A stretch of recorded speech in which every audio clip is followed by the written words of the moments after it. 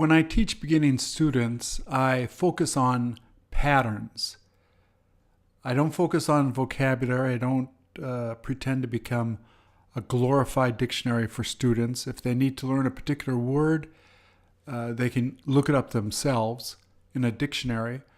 What I'm there to do is to show them patterns found in conversations which will help them to express themselves. These are very simple. The beauty of patterns is that they don't change. They remain always the same. And more importantly, they give confidence to the beginning student. They can be confident when they speak, they will sound correct, and they will sound natural. On this side here, I identify the particular feeling that I want to convey. And this briefly is a cheat sheet of how those patterns relate to, for example, how to say thank you. The abbreviations that you'll find here is the verb. Thank you for going. N is a noun. Thank you for the money. Sometimes you will find an adjective. Thank you for being thoughtful. You'll also find S, which is a sentence. When you want to say no, I'm sorry, but I can't do that for you.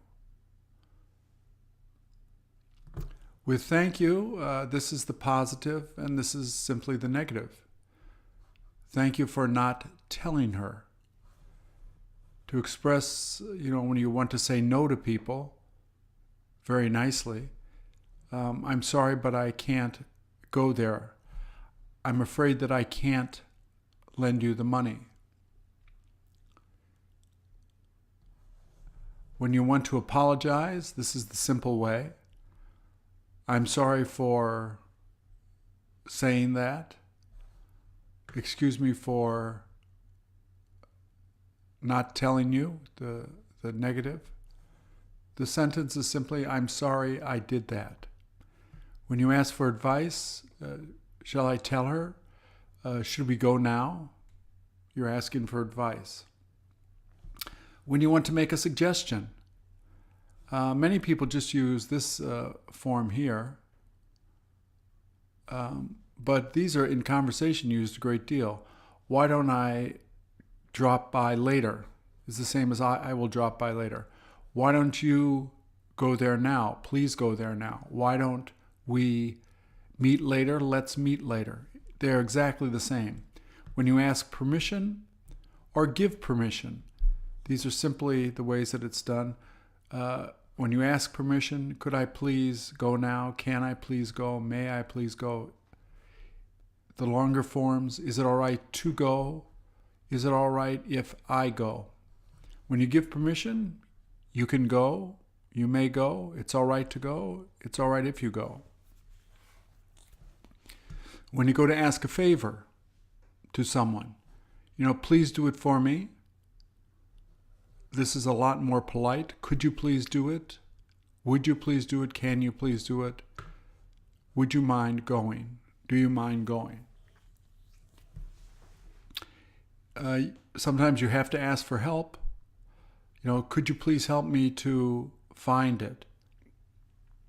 Would you please help me to finish my homework? Could you please tell me how to go there?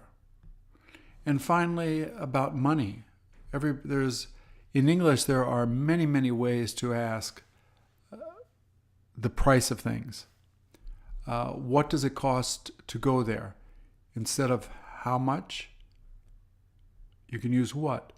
How much does it cost to go? What does it cost to go there?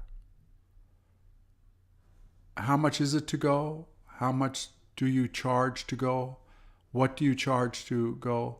We use charge because many people use charge cards like Visa and MasterCard. So charge has come into the language. So this is a simple sheet that can help to orientate beginning students to patterns which are very commonly used in conversation.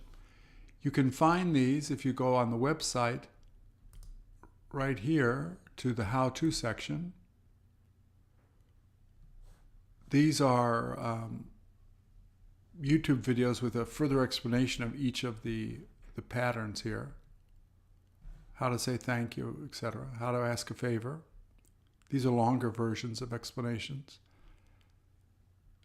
This concerns the past tense, which is a little complicated in English, along with irregular verbs, the date, the time, going to a doctor. And this is where you will find this how-to list. If you press here, the PDF of this comes up and you can simply print it out for your students.